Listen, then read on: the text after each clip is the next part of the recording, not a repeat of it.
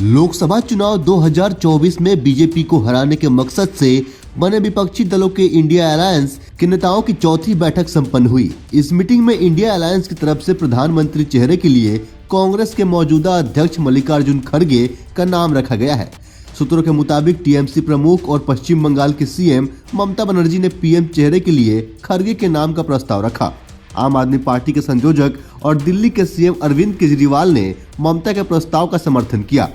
ममता बनर्जी ने इसके साथ ही इंडिया अलायंस के कन्वीनर के लिए भी मल्लिकार्जुन खड़गे के नाम का प्रस्ताव रखा।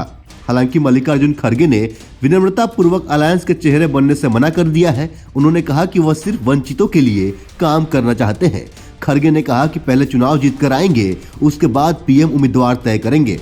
मिली जानकारी के मुताबिक दलित चेहरा होने की वजह से खड़गे का नाम पीएम उम्मीदवार के लिए आगे बढ़ाया गया है। हालांकि सूत्रों के मुताबिक खड़गे के नाम पर अभी अंतिम सहमति नहीं बन पाई है।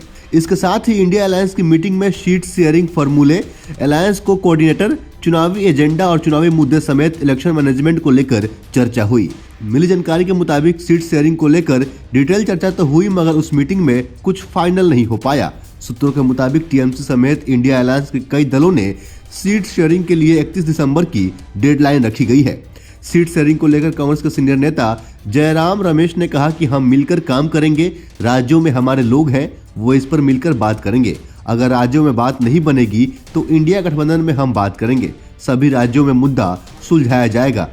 तो वहीं मल्लिकार्जुन खड़गे ने इंडिया अलायंस की मीटिंग खत्म होने के बाद मीडिया को ब्रीफिंग दी। उन्होंने बताया कि चौथी मीटिंग में 28 पार्टियों ने हिस्सा लिया। नेताओं ने अपने विचार गठबंधन के सामने रखे।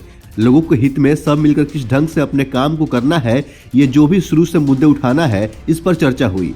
देश में कम से कम 8 से 10 मीटिंग करने का फैसला हुआ।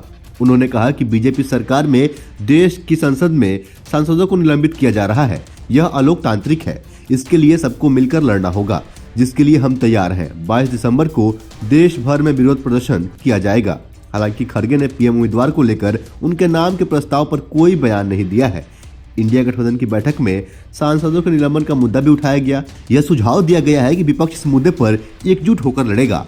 कुल 141 सांसदों के सस्पेंशन के बाद लोकसभा में विपक्ष के 102, राज्यसभा में विपक्ष के 94 सांसद बचे हैं।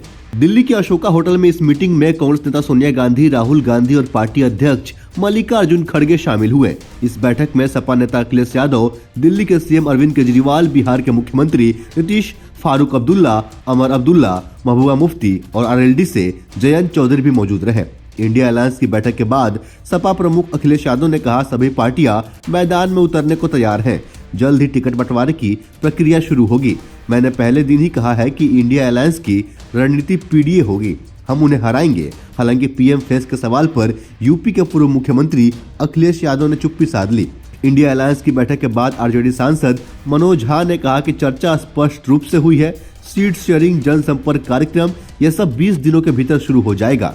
सभी फैसले 3 सप्ताह के अंदर लिए जाएंगे। इंडिया अलायंस की बैठक से पहले कांग्रेस ने 2024 के लोकसभा चुनाव के मद्देनजर 5 सदस्यों की नेशनल अलायंस कमेटी बनाई। अशोक गहलोत, भूपेश बघेल, सलमान खुर्शीद और मोहन प्रकाश को कमेटी के सदस्य के रूप में चुना गया है। इंडिया अलायंस की इससे पहले 3 बार मीटिंग हो चुकी है। विपक्षी गठबंधन की पहली बैठक पटना में हुई थी। इस बैठक की अगुवाई बिहार के सीएम नीतीश कुमार ने की थी।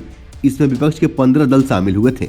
इंडिया अलायंस की दूसरी बैठक 17 से 18 जुलाई को बेंगलुरु में हुई थी। 2024 के आम चुनाव में बीजेपी को हराने के लिए विपक्ष के 26 दल एक साथ आए। इस बैठक में विपक्षी दलों के गठबंधन का नाम इंडिया तय किया गया। इसका full form India national development inclusive alliance है।